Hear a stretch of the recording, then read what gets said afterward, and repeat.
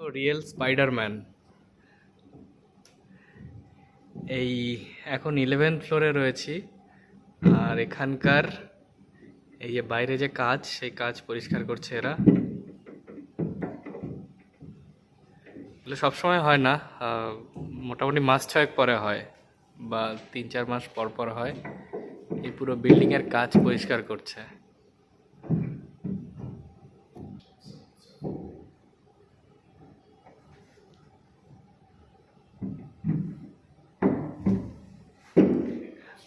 ফার্স্টে একটা সাবান টাইপের কিছু দিয়ে আর কি জিনিসটা করে দিল, এরপরে ওয়াইপার দিয়ে জিনিসটাকে মানে কাজটাকে ওয়াইপ করে দিচ্ছে।